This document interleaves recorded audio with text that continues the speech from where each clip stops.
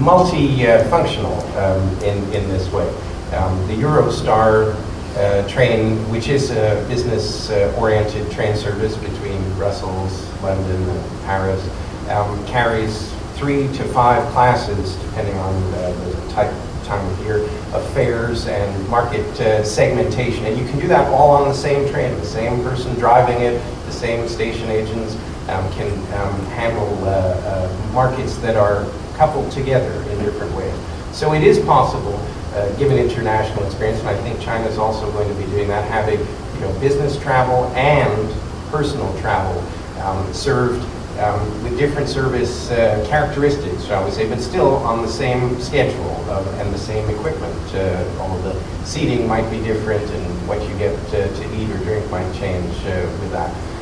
So it shouldn't have to be an either-or type of situation. Trains are much more able. The only thing that's probably more easy to segregate and segment markets is ship travel, where you can have every different category. But it should be possible for the U.S. to have fast and inexpensive, as well as faster and business-priced travel on the same vehicle if it's done right. And again, if we can learn from international experience.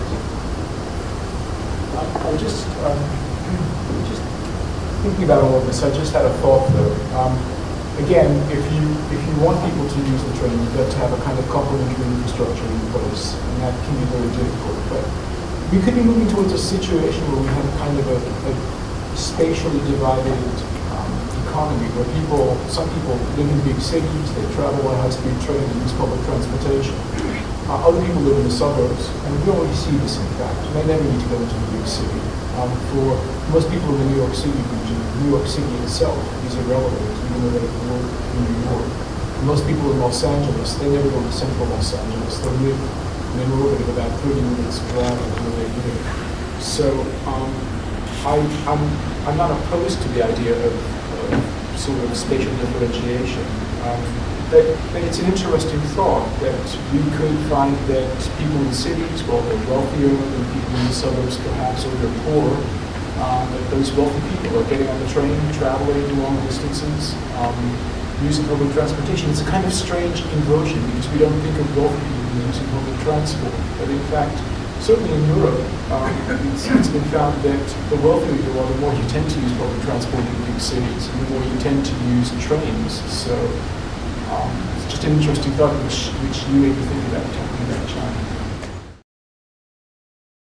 Just very generally, the important thing is to think a little more creatively about how we might finance these things, how we might sell these things. It occurs to me, and it's slightly off top of your question, but it occurs to me a train is a lot more conducive to cellular mobile data use than both auto travel, intercity auto travel, and airplane travel. That doesn't stop people from attempting to do it when they drive, although the government is attempting to get rid of that. But if we allowed cell phone use on airplanes, I mean, chaos would ensue inside. I think that just ties into a general point about there are a lot of creative different ways to think about selling this and setting this up that might make it work that we're not really spending time considering. Well, actually, what you proposed has been done. In Britain, the government, or rather Network Rail, owns the railway infrastructure, and they lease out space on that infrastructure to railway operating or train operating companies. And they have a lease of 7, 14, 25 years. During that time, they're given a set of passenger goals which they must fulfill. If they're more efficient, they'll make more money. If they're less efficient, they'll be penalized. The funny thing is, though, that the British railway system is now receiving more subsidy than it did before the railways were privatized. And much of that subsidy is going into corporate profits. But companies like Stagecoach, which is a very big bus and rail operator in the UK, and I believe now on Greyhound, but yes. I'm not sure. Yes. So they're operating in the US already. I'm sure many European firms, many European companies would be very happy to come over here if the economic conditions were right. It doesn't necessarily mean that they have to build the lines. It might be about the tax breaks, it might be about having someone build the lines and they operate the trains for them. They bring their own technology, they can bring their own skilled staff.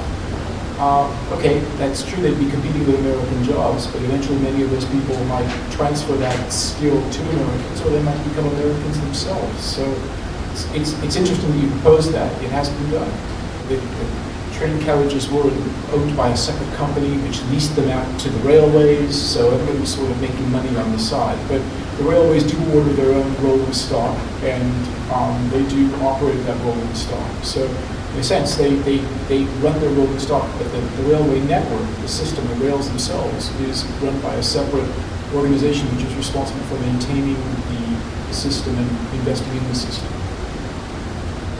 And I'd like to follow that by thanking our panelists for very interesting presentations. I'd like to thank the audience for very stimulating questions, and I'd like to thank Michael for organizing this session. So thank you.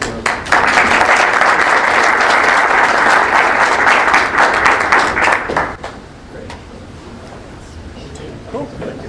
Thank you. Excellent.